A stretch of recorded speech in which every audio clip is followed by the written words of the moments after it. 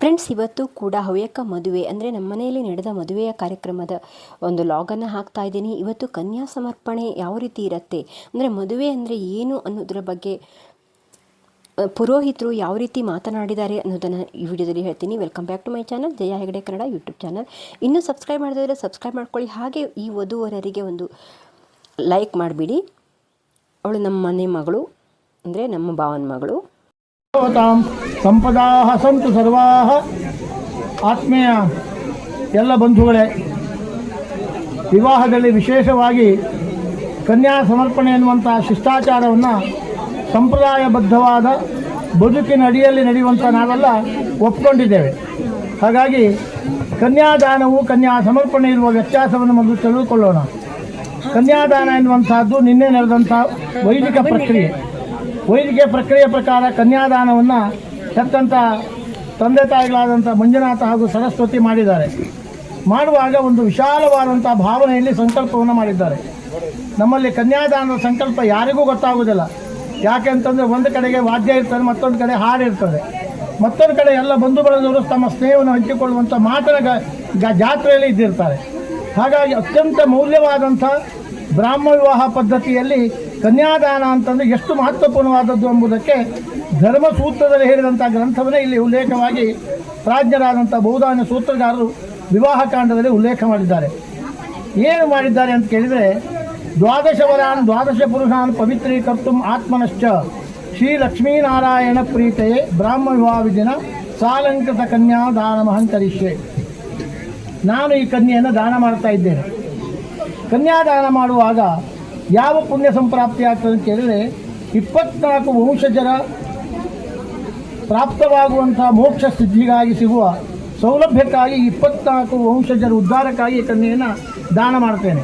ಅಂದರೆ ಕನ್ಯಾದಾನದಲ್ಲಿ ಬರುವ ಪುಣ್ಯ ತನ್ನ ಕುಟುಂಬದವರಿಗಾಗಿ ತ್ಯಾಗ ಮಾಡ್ತಾನೆ. ಯಾರಾದರೂ ಮಾಡುವಂಥ ಕರ್ಮದಲ್ಲಿ ಪುಣ್ಯ ನನಗೆ ಬರಲಿ ಅಂತ ಬಯಸ್ತಾರೆ ಹೊತ್ತು ಬೇರೆಯವರಿಗೆ ಯಾರೂ ತ್ಯಾಗ ಮಾಡುವುದಿಲ್ಲ. ಆದರೆ ಯಾವ ಯಜ್ಞ ಯಾಗಾದರೂ ಮಾಡಿದರೂ ಸಹಿತ ಇದೆಲ್ಲ ನನಗೆ ಬರಲಿ ಅಂತೇಳಿ, ನನಗೆ ಸಂಪತ್ತು ಬರಲಿ, ಐಶ್ವರ್ಯ ಬರಲಿ ಅನ್ನುವಂಥ ಭಾವನೆ ಇರ್ತದೆ. ಆದರೆ ಕನ್ಯಾದಾನ ಮಾತ್ರ ಅತ್ಯಂತ ಶ್ರೇಷ್ಠವಾದಂಥದ್ದು. ಭಾರತೀಯ ಸಂಸ್ಕೃತಿಯ ನೆಲೆಯಲ್ಲಿ ಕನ್ಯಾದಾನ ಎನ್ನುವುದಕ್ಕೆ ಇಷ್ಟು ಮಹತ್ವಪೂರ್ಣವಾದಂಥ ಸ್ಥಾನ ಇರುವುದರಿಂದ ಅಂತ ತನ್ನ ಕುಟುಂಬದವರಿಗಾಗಿ ತ್ಯಾಗ ಮಾಡ್ತಾರೆ. ಅವರಿಗೆ ಯಾರಿಗಾದರೂ ಮೋಕ್ಷ ಸಿಗದೇ ಹೋದ ಪಕ್ಷದಲ್ಲಿ ಅಂಥವರಿಗೆ ನಾನು ಮಾಡುವ ಕನ್ಯಾದಾನದ ಪುಣ್ಯದ ಸಿಗಬೇಕು. ಒಮ್ಮೆ ಆಮೇಲೆ ಉಳಿದಂಥ ಕನ್ಯಾ ಸಮರ್ಪಣೆಯ ಆ ಒಂದು ದಾನದ ಪುಣ್ಯ ಇದ್ದರೆ ಅದು ಆತ್ಮನಷ್ಟ, ಆಮೇಲೆ ನನ್ನ ಪಾಲಿಗಿರಲಿ ಅಂತೆ. ಹಾಗಾಗಿ ತ್ಯಾಗದ ಮನೋಭೂಮಿಕೆಯಲ್ಲಿ ನಿಂತು ದಾನ ಮೂಲಕವಾಗಿ ಧರ್ಮದ ಸಂರಕ್ಷಣೆ ಮಾಡುವ, ಪುಣ್ಯ ಸಂಗ್ರಹ ಮಾಡುವ, ಕುಟುಂಬಕ್ಕಾಗಿ ತ್ಯಾಗ ಮಾಡುವ ಶ್ರೇಷ್ಠತೆಯ ವೈದಿಕ ಪರಂಪರೆಯೇ ಕನ್ಯಾದಾನ. ಹಾಗಾದರೆ ಕನ್ಯಾ ಸಮರ್ಪಣೆ ಏನು? ದಾನ. ಆದರೆ ಇಲ್ಲಿ ಸಮರ್ಪಣೆ ಅಂತಂದರೆ ಹೆತ್ತಂಥ ತಂದೆ ತಾಯಿಗಳು ವರನ ತಂದೆ ತಾಯಿಗಳ ಕೈಯಲ್ಲಿ ಸಮರ್ಪಣೆ ಮಾಡುವಂಥದ್ದು. ಇಲ್ಲಿ ವಾತ್ಸಲ್ಯ ಸ್ವರೂಪವಾದ ಭಾವನೆಯನ್ನು ಹಂಚಿಕೊಳ್ಳುವ ವೇದಿಕೆ. ಅದಕ್ಕಾಗಿ ವಾತ್ಸಲ್ಯಕ್ಕೆ ಸಂಬಂಧಪಟ್ಟದ್ದು ಕನ್ಯಾ ಸಮರ್ಪಣೆ, ಧರ್ಮಕ್ಕೆ ಸಂಬಂಧಪಟ್ಟದ್ದು ಕನ್ಯಾದಾನ. ಹಾಗಾಗಿ ಕನ್ಯಾದಾನ ಮಾಡುವಷ್ಟೆಲ್ಲ ಸಂಕಲ್ಪಗಳನ್ನು ಮಾಡಿದ ನಂತರ ನಮ್ಮ ವೈದಿಕ ಪ್ರಕ್ರಿಯೆಗಳು ಒಂದೇ ಎರಡೇ ಅಲ್ಲ. ಅಕ್ಷತಾರೋಪಣವಾಗ್ತದೆ ಐಶ್ವರ್ಯಾಭಿವೃದ್ಧಿಗಾಗಿ, ಆಯುಷ್ಯಕ್ಕಾಗಿ. ಆಮೇಲೆ ಮಂಗಲಸೂತ್ರ ಕರ್ತೇವೆ, ಸಪ್ತಪದಿ ನಡೀತದೆ, ಪಾಣಿಗ್ರಹಣ ನಡೀತದೆ. ಇಷ್ಟೆಲ್ಲ ವೈದಿಕ ಪ್ರಕ್ರಿಯೆಗಳು ಯಾಕೆ? ಮಾಲಾರ್ಪಣೆ ಮಾಡಿದರೆ ಸಾಕಾಗದು ಅಂತೇಳಿ. ಆದರೆ ಗಾಂಧರ್ವ ವಿವಾಹದಲ್ಲಿ ಮಾತ್ರ ಮಾಲಾರ್ಪಣೆ ವಿವಾಹ. ನಮ್ಮ ಬ್ರಾಹ್ಮ ವಿವಾಹದಲ್ಲಿ ಮಾಲಾರ್ಪಣೆ ವಿವಾಹ ಅಲ್ಲ. ನಮ್ಮಲ್ಲಿ ಭಾಳಷ್ಟು ಅಂತ ಹೇಳ್ಕೊಂಡಿದ್ದಾರೆ, ಮಾಲೆ ಬಿತ್ಕೊಳ್ಳೋದು ಮದುವೆ ಆಯಿತು ಅಂಥೇಳಿ. ಖಂಡಿತ ಅಲ್ಲ. ಮಾಲಾರ್ಪಣೆ ಎನ್ನುವಂಥದ್ದು ವಧುವರರಿಬ್ಬರೂ ಸಹಿತ ನಮ್ಮ ಹೆತ್ತ ತಂದೆ ತಾಯಿಗಳು ಅಂದರೆ ಪಾಲಕರು ನಿರ್ಣಯ ಮಾಡಿದ ಈ ಸಂಬಂಧಕ್ಕೆ ನಾವಿಬ್ಬರು ಗಂಡ ಹೆಂಡತಿಯಾಗಿ ಸಂಸಾರ ಮಾಡಲು, ಗೃಹಸ್ಥಾಶ್ರಮ ಸ್ವೀಕಾರ ಮಾಡಲು ಸಿದ್ಧರಿದ್ದೇವೆ ಎನ್ನುವ ಒಪ್ಪಿಗೆಯ ಸಾಮುದ್ರವೇ ಮಾಲಾರ್ಪಣೆ. ಹಾಗಾಗಿ ಆ ಮಾಲಾರ್ಪಣೆ ಆದ ನಂತರ ತಂದೆಯಾದಂಥವನು ಸಂಕಲ್ಪ ಮಾಡ್ತಾನೆ, ಕನ್ಯೆಯನ್ನು ದಾನ ಮಾಡ್ತೇನೆ ಅಂತೇಳಿ. ನೋಡಿ, ಇಲ್ಲಿ ವಾಗ್ದಾನದಲ್ಲಿ ಇಬ್ಬರಿಬ್ಬರು ಮಾತು ಕೊಡ್ತಾರೆ. ಕನ್ಯಾ ಹೆತ್ತಂತವನು ಹೇಳುತ್ತಾನೆ, ವಾಚಾದತ್ತ ಮಯಾ ಕನ್ಯಾ ಪುತ್ರಾರ್ಥಂ ಸ್ವೀಕೃತ ತ್ವಯ. ನನ್ನ ಮಗಳನ್ನು ನಿಮಗೆ ಕೊಡ್ತೇನೆ ಅನ್ನುವಂಥ ಮಾತನ್ನು ನಾನು ಕೊಡ್ತಾ ಇದ್ದೇನೆ ಅಂತೇಳಿ ಮಾತಿನ ಮೂಲಕವಾಗಿ ಕೊಡುವಂಥ ದಾನಕ್ಕೆ ವಾಗ್ದಾನ ಅಂತ ಹೇಳಿದರು. ಅದು ಕನ್ಯಾದಾನದಲ್ಲಿ ಮಾತ್ರ ಈ ವಾಗ್ದಾನ ಶಬ್ದ ಪ್ರಯೋಗ. ಆದರೆ ಇವತ್ತು ಪ್ರಪಂಚದಲ್ಲಿ ಸಾಮಾಜಿಕವಾಗಿ ಯಾವ ಕಟ್ಟಡ ಮಾಡುವುದಿದ್ದು ಸಹಿತ 100 ರೂಪಾಯಿ ಕೊಟ್ಟವರು ವಾಗ್ದಾನ ಅಂತಂದರು. ನಿಜವಾಗಿ ಅದಲ್ಲ. ವಾಗ್ದಾನ ಅಂತಂದ್ರೆ ಇದು ಶ್ರೇಷ್ಠವಾದ ಭಾವನೆಯಿಂದ ಕೊಡುವಂಥದ್ದು. ಅಲ್ಲಿ ನಾನು ಹೆಣ್ಣನ್ನು ಕೊಡ್ತೇನೆ ಅಂತ ಹೇಳ್ತಾನೆ, ಆದರೆ ಮಗಳನ್ನು ಕೇಳಲಿಲ್ಲವ. ಮಗಳನ್ನು ಕೇಳುವ ಪ್ರಕ್ರಿಯೆಯೇ ಇಲ್ಲ, ನೇರವಾಗಿ ಹೇಳ್ತಾನೆ. ಹಾಗಾದರೆ ಮಗಳು ತನ್ನ ಒಪ್ಪಿಗೆಯನ್ನು ಎಲ್ಲಿ ಕೊಟ್ಟರು ಅಂತ ಕೇಳಿದರೆ ಈ ಮಾಲಾರ್ಪಣೆ ಮೂಲಕವಾಗಿ ಕೊಟ್ಟಿದ್ದಾಳೆ. ಹಾಗಾಗಿ ಕೆಲವು ಘಟಿಗೆಯೊಳಗೆ ತನ್ನ ವಿವಾಹ ನಡೀತದೆ. ನಾನು ಈ ಮನೆಯ ಹೆಬ್ಬಾಗಿಲನ್ನು ದಾಟಿ ನನ್ನ ಮತ್ತೊಂದು ಪುನರ್ಜನ್ಮವನ್ನು ನಾನು ಪಡಿತೇನೆ. ಅಂದರೆ ಗೃಹಸ್ಥಾಶ್ರಮಿಯಾಗಿ ಗೃಹಿಣಿಯಾದಂಥ ಬದುಕನ್ನು ನಾನು ಕಾಣ್ತೇನೆ. ಈಗ ಒಬ್ಬ ಕುಮಾರಿಯಾಗಿದ್ದೇನೆ. ಹಾಗಾಗಿ ಶ್ರೇಷ್ಠವಾದಂಥ ಸ್ಥಾನ ಗೃಹಿಣಿಯ ಸ್ಥಾನ. ಅಂಥ ಸ್ಥಾನವನ್ನು ಸೇರಲು ನಾನು ಸಿದ್ಧರಿರುವಾಗ ಶಚಿ ದೇವತೆಯಲ್ಲಿ ಒಂದು ಪ್ರಾರ್ಥನೆ ಮಾಡ್ತಾಳೆ ಹೆಣ್ಣು. ಏನಂತ ಹೇಳಿದರೆ, ದೇವೇಂದ್ರಾಣಿ ನಮಸ್ತುಭ್ಯಂ ದೇವೇಂದ್ರ ಪ್ರಿಯಭಾಮಿನಿ ವೈವಾಹ ಭಾಗ್ಯಂ ಆರೋಗ್ಯಂ ಪುತ್ರ ಲಾಭಂಚ ದೇಹಿಮೆ. ಹೆಣ್ಣು ಬಯಸೋದೇನು? ದೀರ್ಘವಾದ ಸೌಮಂಗಲ್ಯ ಮತ್ತು ತಾಯಿಯಾಗುವಂಥ ಭಾಗ್ಯ. ಇದು ಎರಡನ್ನ ಅಪೇಕ್ಷೆ ಪಡ್ತಾಳೆ ಹೆಣ್ಣು. ಹಾಗಾಗಿ ಆ ಭಾವನೆಯನ್ನು ಅಲ್ಲೇ ವ್ಯಕ್ತಪಡಿಸ್ತಾಳೆ. ಇನ್ನೂ ಮದುವೆ ಆಗಲಿಲ್ಲ, ಮದುವೆ ಮಾತ್ರ ನಿಶ್ಚಯ ಆಗಿದೆ. ಆದ ತಕ್ಷಣವೇ ಅವಳ ಪ್ರಾರ್ಥನೆ ಪ್ರಾರಂಭ ದೇವತೆಯಲ್ಲಿ. ನಾನು ತಾಯಿಯಾಗಿ ಪ್ರಪಂಚದ ಗೌರವಿತವಾದಂಥ ಸ್ಥಾನವನ್ನು ಪಡಿಬೇಕು, ಮಾತೃದೇವೋಭವ ಅನ್ನುವಂಥ ಉಪನಿಷತ್ ವಾಕ್ಯಕ್ಕೆ ತಾನು ಗುರಿಯಾಗಬೇಕು. ಎಂಥ ಭಾವನೆಯಿಂದ ಕೂಡಿರ್ತಾಳೆ ಹೆಣ್ಣು ನೋಡಿ. ಅಷ್ಟು ಭಾವನೆಯನ್ನು ಹೊತ್ತಿರುವ ಹೆಣ್ಣು ಆ ಮನೆಯನ್ನು ದಾಟಿ ಬರ್ತಾಳೆ. ಇಲ್ಲಿ ಬಹಳಷ್ಟು ವಿಚಾರ ಮಾಡಬೇಕು. ಹೆತ್ತಂಥ ತಂದೆ ತಾಯಿಗಳಿರ್ತಾರೆ, ಪುರೋಹಿತರು ಇರ್ತಾರೆ, ಆ ಕುಟುಂಬದ ಹಿರಿಯರಿದ್ದಾರೆ. ಅದು ಯಾರಿಗೂ ಸಹಿತ ಹೆಣ್ಣನ್ನು ಹೊರತರುವ ಅಧಿಕಾರ ಇಲ್ಲ. ಯಾರು ತರಬೇಕು? ಸೋದರ ಮಾವನೇ ತರಬೇಕು. ಯಾಕೆ ಸೋದರ ಮಾವ ತರಬೇಕು ಅಂತ ಹೇಳಿದ್ರೆ, ಯಾವ ಕುಟುಂಬದಲ್ಲಿ ಹುಟ್ಟಿದಂಥ ಒಂದು ಹೆಣ್ಣು ಈ ಮನೆಗೆ ಬಂದು ಹೆಣ್ಣನ್ನೇ ಹೆತ್ತಾವಾಗ ಆ ಹೆಣ್ಣನ್ನು ದಾನ ಮಾಡುವಂಥ ಸ್ಥಾನಕ್ಕೆ ತರುವ ಅಧಿಕಾರ ಬಾಂಧವ್ಯದಲ್ಲಿ ಅತ್ಯಂತ ಶ್ರೇಷ್ಠವಾದ್ದು ಸೋದರ ಮಾವನಿಗೆ ಮಾತ್ರ. ಹಾಗಾಗಿ ಸೋದರ ಮಾವ ಅಂತಂದರೆ ವಿವಾಹದಲ್ಲಿ ಅವನು ದೊಡ್ಡದಾದಂಥ ಸ್ಥಾನ, ರಾಷ್ಟ್ರಪತಿ ಸ್ಥಾನ ಅವನಿಗೆ, ಅಂಥ ದೊಡ್ಡ ಸ್ಥಾನ. ಹಾಗಾಗಿ ಅವನೇ ಸ್ವತಃ ವೇದಿಕೆಗೆ ಕರ್ಕೊಂಡ್ಬರ್ತಾನೆ ಹೆಣ್ಣನ್ನು. ಅಂತಃಪುರದೇನೆ ಹಿಡಿತಾರೆ. ಬಟ್ಟರೆ ಹೆಣ್ಣು ಗಂಡು ಮೊದಲು ಎಲ್ಲ ನೋಡ್ಕೊಂಡಿದ್ದಾರೆ, ಬೇಕಾದಷ್ಟು ಮಾತಾಡಿ ಆಗಿದೆ. ಮೊಬೈಲ್ನಲ್ಲಿ ದೂರವಾಣಿಯ ಮೂಲಕ ಹತ್ತಿರದಲ್ಲಿ ಮಾತಾಡಿದ್ದಾರೆ. ಅಷ್ಟೇ ಅಲ್ಲದೆ ಮರ ಸುತ್ತಾಕಿದ್ದಾರೆ, ಫೋಟೋ ಹೊಡೆದಾಗಿದೆ. ಇಷ್ಟೆಲ್ಲ ಆದರೂ ಸಹಿತ ಮತ್ತೆಂತಕ್ಕೆ ಪರದೆ ಕೊಟ್ಟು ನಮ್ಮ ಕಣ್ಣು ಕಾಣಲಿಕ್ಕೆ? ಹಾಗಲ್ಲ ಅರ್ಥ. ಅಲ್ಲಿ ಪರದೆ ಇರುವಂಥ ಉದ್ದೇಶ ಯಾಕೆ ಕೇಳಿದರೆ, ಹಿಂದೊಂದು ಜನ್ಮದಲ್ಲಿ ಇವರಿಬ್ಬರು ಸಹಿತ ಗಂಡ ಹೆಂಡತಿಯಾಗಿ ಅತ್ಯಂತ ಸುಂದರವಾದ ಸಂಸಾರವನ್ನು ದಾಟಿ ಬಂದಿದ್ದಾರೆ. ಆವಾಗ ಕೊನೆ ಆಸೆ ಅವರಿಗೇನಿತ್ತು? ನಾವೇ ಮುಂದೆ ಜನದಲ್ಲಿ ಮತ್ತೆ ಪುನರ್ಜನ್ಮ ಇದೆ ಅಂತ ಆದರೆ ಆ ಜನ್ಮದಲ್ಲಿ ನಾವಿಬ್ಬರು ಗಂಡ ಹೆಂಡತಿಯಾಗೇ ಪ್ರಪಂಚದಲ್ಲಿ ಬದುಕಬೇಕು ಅನ್ನೋ ಆಸೆಯೊಂದಿಗೆ ಆ ಜೀವನವನ್ನು ಅವರು ಕಳೆದಿದ್ದಾರೆ. ಹಾಗಾಗಿ ಇಲ್ಲಿಯವರೆಗೆ ಕಳೆದಂಥ ಈ ಜೀವಮಾನ ಅನ್ನುವಂಥದ್ದು ಏನಿದೆಯೋ ಅದಕ್ಕೆ ಸಾಂಕೇತಿಕವಾಗಿ ನಿಲ್ಲುವಂಥದ್ದೇ ಈ ಪರದೆ. ಹಾಗಾಗಿ ಆ ಪರದೆ ಸ್ವರೂಪದಲ್ಲಿತ್ತು ಒಂದು. ಎರಡನೇದಾಗಿ ಈಗ ಮುಂದೆ ಅವರು ಆಗುವಂಥ ವಿವಾಹದಲ್ಲಿ ಲಕ್ಷ್ಮೀನಾರಾಯಣರು ಅಂತ ಅವನು ಗುರುತಿಸ್ತಾರೆ, ದೇವತಾ ಸ್ವರೂಪರಾಗಿ ಅವರನ್ನು ಪೂಜಿಸ್ತಾರೆ. ಹಾಗಾಗಿ ಅಂತಹ ಪ್ರಥಮ ದರ್ಶನ ಆ ಹೆಣ್ಣು ಮತ್ತು ಗಂಡು ಹೇಗಿರಬೇಕು ಅಂತಂದರೆ, ಮಂಗಲ ಸೂಕ್ತದ ಪಠಣದಲ್ಲಿ ವೇದೋಕ್ತವಾದ ಮಂಗಲ ಘೋಷದಲ್ಲಿ ಅವರು ಇಬ್ಬರೂ ನೋಡಿಕೊಳ್ಬೇಕು. ಪ್ರಥಮ ದರ್ಶನ ಹಾಗಾಗಬೇಕು. ಹಾಗಾಗಿ ಮಂಗಲ ವಸ್ತ್ರಗಳನ್ನು ಹಿಡಿತೇವೆ ಹೊರತು ವಿರೋಧಕ್ಕಾಗಿ ಅಂತಲ್ಲ, ನೋಡಬಾರ್ದು ಅಂತ ಉದ್ದೇಶಕ್ಕಾಗಿಲ್ಲ. ನೋಡುವಂಥ ಕಣ್ಣು ಆ ಮಂಗಲಪೂರ್ಣವಾಗಿರಬೇಕು ಅವರಿ. ಆವಾಗ ಪರದೆ ತೆಗೆದಾಗ ಅಲ್ಲಿ ಸಂಕೇತವನ್ನು ಮಾತನ್ನು ಹೇಳ್ತಾನೆ ತೋರವನ ಹತ್ರ, ಅಘೋರ ಚಕ್ಷುಹು, ನೀನು ಒಂದು ಕೈ ಮುಗಿತೇನೆ ನಿನಗೆ, ದೊಡ್ಡ ಕಣ್ಣು ಅಂತ ತೆಗಿಬೇಡ, ನೀನು ಸಣ್ಣ ಕಣ್ಣಲ್ಲಿ ನನಗೆ ನೆಗೆ ಮಾಡಿದರೂ ಸಾಕು. ಆವಾಗ ಅವಳು ಹೇಳ್ತಾಳಂತೆ, ನೀನು ಸಣ್ಣ ಕಣ್ಣು ತೆಗೆದು ಕಣ್ಣೊಳಗೆ ಕಣ್ಣಿಟ್ಟರೆ ನಾನು ಹಾಗೆ ನೆಗೆ ಮಾಡ್ತೇನೆ ಅಂತೇಳಿ. ಅಂದರೆ ಕಣ್ಣು ಅಲ್ಲಿ ಪ್ರಕೃತಿ ಮತ್ತು ಪುರುಷರಿಬ್ಬರ ಸಂಬಂಧಗಳು ನಡೀತದೆ. ಎಲ್ಲಿ ಹೆಣ್ಣು ಮತ್ತು ಗಂಡು ನೇರವಾಗಿ ಒಂದೇ ದೃಷ್ಟಿಯಲ್ಲಿ ಕಣ್ಣಿನೊಳಗೆ ಕಣ್ಣಿಟ್ಟು ನೋಡ್ತಾರೋ ಅಲ್ಲಿ ಪ್ರೇಮ ಎನ್ನುವಂಥದ್ದು ಉತ್ಪತ್ತಿ ಆಗ್ತದೆ. ಹಾಗಾಗಿ ಅಲ್ಲಿ ಅನ್ಯೋನ್ಯವಾಗಿ ನೋಡಬೇಕು ಅಂತ ಹೇಳಿ ಆ ಪರದೆಯ ನಂತರ ಆ ಮಂತ್ರಗಳನ್ನು ಹೇಳ್ತಾರೆ. ಇಷ್ಟಾದ ಮೇಲೆ ಸಂಕಲ್ಪಗಳು ನಡೀತದೆ. ಸಂಕಲ್ಪ ಆದ ನಂತರ ಪಾಣಿಗ್ರಹಣ ಎನ್ನುವಂಥದ್ದು ನಮ್ಮಲ್ಲಿ ಮುಹೂರ್ತ. ನಮ್ಮಲ್ಲಿ ಎಲ್ಲರಿಗೂ ಗೊತ್ತಿಲ್ಲ, ನಮ್ಮಲ್ಲಿ ಮಾಲಾರ್ಪಣೆ ಮುಹೂರ್ತ ಅಂತ ಹೇಳ್ಕೊಂಡಿದ್ದಾರೆ. ಖಂಡಿತ ಅಲ್ಲ. ಬ್ರಾಹ್ಮ ವಿವಾಹ ಪದ್ಧತಿಯಲ್ಲಿ ಮುಹೂರ್ತ ಯಾವುದು ಅಂತ ಹೇಳಿ ಪಾಣಿಗ್ರಹಣ. ಕನ್ಯಾಂ ವರಯತೆ ರೂಪಂ, ಆ ಮಹಾ ಮುಹೂರ್ತದಲ್ಲಿ ಕನ್ಯೆಯನ್ನು ದಾನ ಮಾಡಬೇಕು, ಪಾಣಿಗ್ರಹಣ ಮಾಡಬೇಕು ಅಂತ. ಎಲ್ಲಿ ಒಂದು ಹಸ್ತದಿಂದ ಮತ್ತೊಂದು ಹಸ್ತಕ್ಕೆ ಪ್ರಕೃತಿಯಿಂದ ಪುರುಷರ ಸಂಬಂಧಗಳು ನಡೀತದೆಯೋ ಅದು ಪಾಣಿಗ್ರಹಣ. ಹಾಗಾಗಿ ಪಾಣಿಗ್ರಹಣ ಮತ್ತು ಸಪ್ತಪದಿ ಇದು ಎರಡು ಅತ್ಯಂತ ಶ್ರೇಷ್ಠವಾದಂಥ ವಿವಾಹದ ಸಾಂಕೇತಿಕ ಪ್ರಕ್ರಿಯೆಗಳು. ಹಾಗಾಗಿ ಪಾಣಿಗ್ರಹಣ ನಡೀತದೆ. ಮಂಗಲಸೂತ್ರವನ್ನು ಕಟ್ಟುವಾಗ ಒಂದೇ ಮಾತನ್ನು, ಪಾಣಿಗ್ರಹಣದ ಒಂದೇ ಮಾತನ್ನು ಹೇಳ್ತಾನೆ, ಮಿತ್ರೋಸಿ, ನೀನು ನನ್ನ ಗೆಳತಿಯಾಗಿ ನನ್ನ ಜೀವನದಲ್ಲಿ ಪ್ರವೇಶ ಮಾಡಬೇಕು ಅಂಥೇಳಿ. ನೀನು ಹೆಂಡತಿಯಾಗಿಯೋ ಅಂಥವಳೋ ಇಂಥವಳೋ ಏನಿಲ್ಲ, ನೇರವಾಗಿ ನನ್ನ ಒಬ್ಬ ಗೆಳತಿಯಾಗಿ ನನ್ನ ಬದುಕಿಗೆ ಮಾರ್ಗದರ್ಶಕರಾಗಿ ನೀನು ಬರಬೇಕು ಅಂತೇಳಿ. ಅಂದರೆ ಗಂಡ ಹೆಂಡತಿಯರ ಸಂಬಂಧ ಹೇಗೆ ಕೇಳಿದರೆ ಮಿತ್ರರಾಗಿರಬೇಕು ಅಂತೇಳಿ, ಅಷ್ಟು ಸ್ನೇಹದಿಂದ ಕೂಡಿರಬೇಕು. ಹಾಗಾಗಿ ನಾನು ನಿನ್ನನ್ನು ಮಿತ್ರನಾಗಿ ಕೈ ಹಿಡಿತೇನೆ ಅಂತ ಹೇಳ್ತಾನೆ. ಆಮೇಲೆ ಮಂಗಲಸೂತ್ರ ಕಟ್ಟುವಾಗ ಏನು ಹೇಳ್ತಾನೆ, ದಾರ ಮಮ ಜೀವನ ಹೇತುನ ಕಂಠೆ ಬದ್ನಾಮೆ ಏಸು ಬಗೆ, ಎಲೆ ಸುಂದರಿಯಾದಂಥ ಸೌರಭ, ನಿನ್ನ ಕುತ್ತಿಗೆ ನಾನು ಮಂಗಲಸೂತ್ರನ ಕಟ್ತಾ ಇದ್ದೇನೆ. ಯಾಕಾಗಿ ಕಟ್ತಾ ಇದ್ದೇನೆ? ಮಮ ಜೀವನ ಹೇತುನ, ನನ್ನ ಪ್ರತ್ಯಕ್ಷವಾದಂಥ ಸ್ವರೂಪ ಈ ಮಂಗಲಸೂತ್ರದಲ್ಲಿದೆ. ನಮ್ಮ ಭಾರತೀಯ ಸಂಸ್ಕೃತಿಯಲ್ಲಿ ಮಂಗಲಸೂತ್ರಕ್ಕಷ್ಟು ಪ್ರಾಧಾನ್ಯತೆಯನ್ನು ಪ್ರಾಜ್ಞರು ಕೊಟ್ಟಿದ್ದಾರೆ.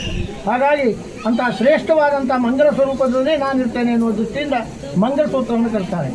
ಸಪ್ತಪದಿ ನಡೀತದೆ. 7 ಹೆಜ್ಜೆಗಳಿಟ್ಟೆಲ್ಲ ಪ್ರತಿಜ್ಞಾಬದ್ಧರಾಗಿ ಏನೇನು ಈ ಕುಟುಂಬಕ್ಕೆ ಬೇಕೋ ಅದೆಲ್ಲ ನಾನು ವ್ಯವಸ್ಥಿತವಾಗಿ ನೋಡಿಕೊಳ್ತೇನೆ, ಗಂಡ ಗಳಿಸಿದ ಎಲ್ಲ ಸಂಪತ್ತನ್ನು ಸಂರಕ್ಷಣೆ ಮಾಡಿರ್ತೇನೆ ಇಂತೆಲ್ಲ ಪ್ರತಿಜ್ಞಾಬದ್ಧರಾಗಿ ಅವಳು ಮುನ್ನಡೀತಾಳೆ. ಹಾಗಾಗಿ ಇವೆಲ್ಲ ಪ್ರಕ್ರಿಯೆಗಳು ನಡೆದ ಮೇಲೆ ರಾಜಹೋಮ ಅಂತ ನಡೀತದೆ. ರಾಜಹೋಮದಲ್ಲಿ ಏನು ಕೇಳಿದರೆ ಅತ್ಯಂತ ಯೋಜಕೋ ನಾಮಾಗ್ನಿ ಅನ್ನುವಂಥ ಒಂದು ಅಗ್ನಿ ಹೆಸರು ಅಲ್ಲಿ. ಅಂದರೆ ಎರಡು ಮನಸ್ಸುಗಳನ್ನು ಒಂದುಗೂಡಿಸುವಂಥ ಶ್ರೇಷ್ಠವಾದ ಪ್ರಕ್ರಿಯೆ.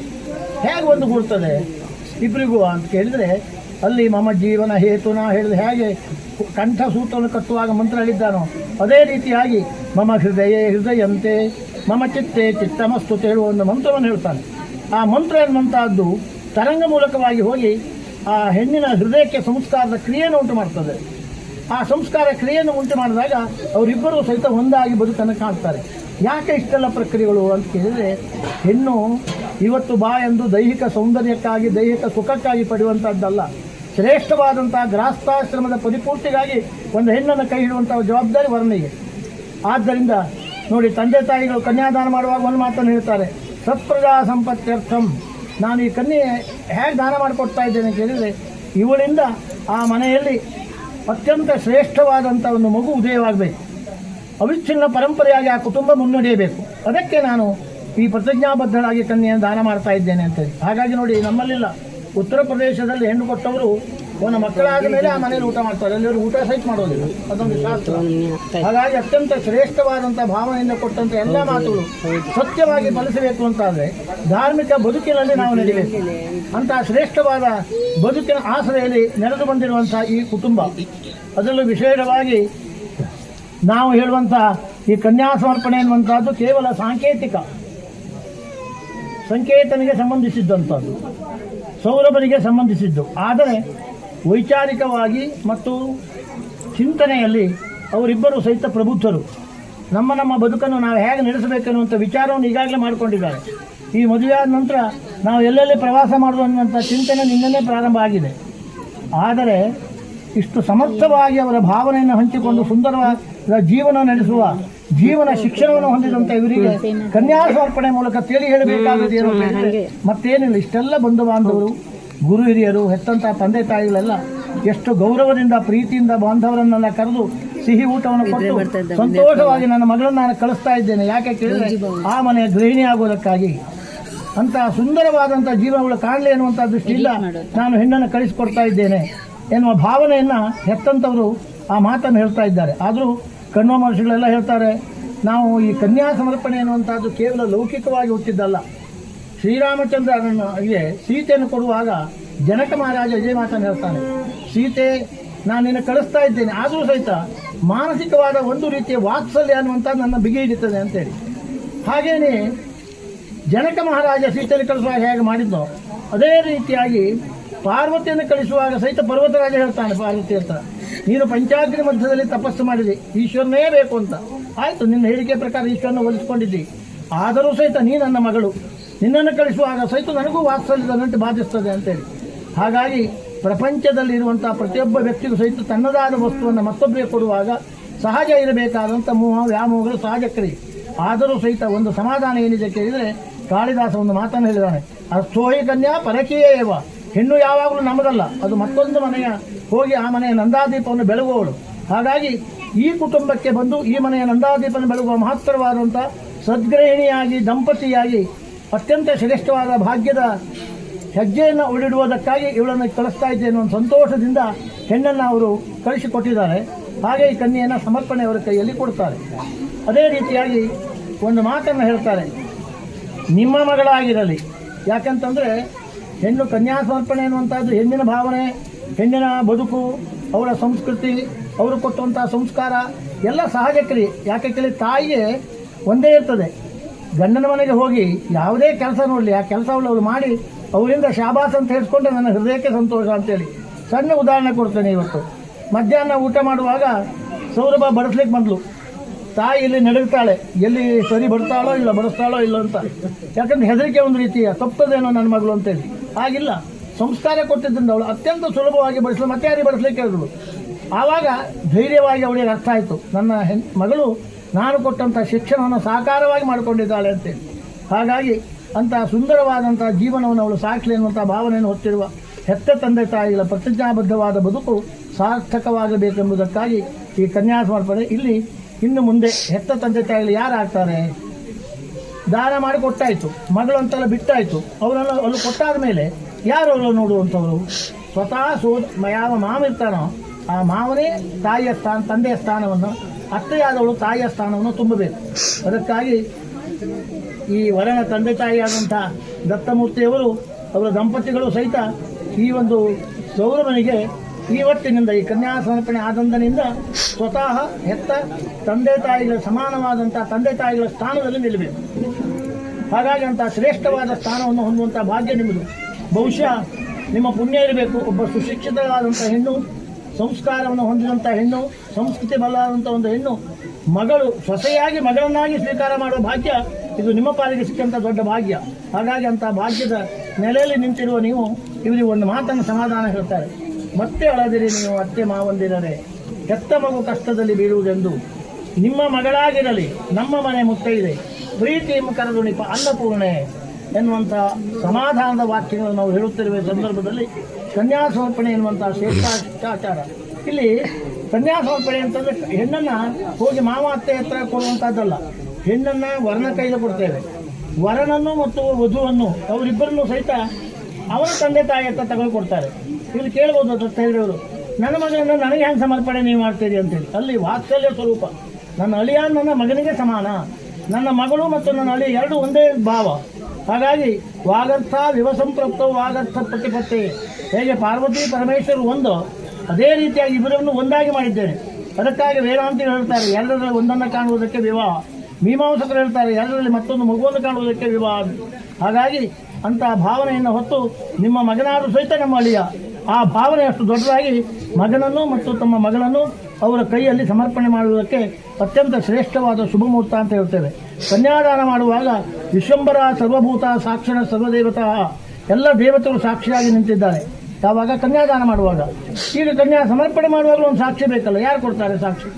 ಆಧುನಿಕ ಪ್ರಪಂಚದಲ್ಲಿ ಈ ಸಾಕ್ಷಿ ಹೇಳುವುದು ಮತ್ತು ಜಾಮೀನಾಗೋದು ಇದು ಎರಡಕ್ಕೂ ಯಾರೂ ಒಪ್ಪೋದಿಲ್ಲ.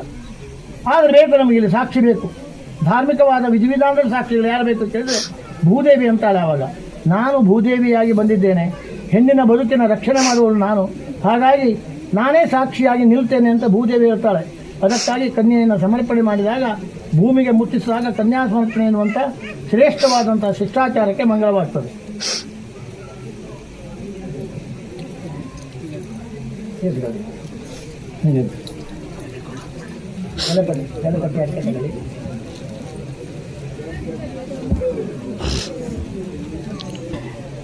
ಇದು ಅತ್ಯಂತ ಸುಂದರ ಮತ್ತು ಸಮೃದ್ಧಿಯ ಸಂತೋಷದ ಸಮಯ ಆದದ್ದರಿಂದ ಈ ಸಮಯದಲ್ಲಿ ಶುಭ ಹಾರೈಸುವುದು ವಿಧಾನ ವೈದಿಕ ವೇದಘೋಷದಿಂದ. ಹಾಗೆಯೇ ಮಾತೆಯರು ಅತ್ಯಂತ ಶ್ರದ್ಧೆಯಿಂದ ಭಾವನಾತ್ಮಕವಾಗಿ ಹೆಣ್ಣನ್ನು ಸಮರ್ಪಣೆ ಮಾಡುವಂಥ ಹಾಡನ್ನು ಹೇಳುವುದಕ್ಕೆ, ಅಂದರೆ ಇನ್ನೂ ನೀವೇ ಪಾಲಿಸುವುದು ನಮ್ಮ ನಂದನೆಯ ಅಥವಾ ಕಣ್ಣು ಹೇಳಿದ ಮಾತಾ ಕೇಳುವ ಮಗಳೇ ಇತ್ಯಾದಿ ಭಾವನಾತ್ಮಕವಾದಂಥ ಹಾಡನ್ನು ಹೇಳಿ ಕನ್ಯಾ ಸಮರ್ಪಣೆಯದಕ್ಕೆ ಶುಭ ಕೋರುವುದಕ್ಕೂ ಶುಭ ಮುಹೂರ್ತ ಅಂತ ಹೇಳಿ ಪ್ರಾಜ್ಞರಾದಂಥ ಪುರೋಹಿತರು ಹೇಳ್ತಾರೆ.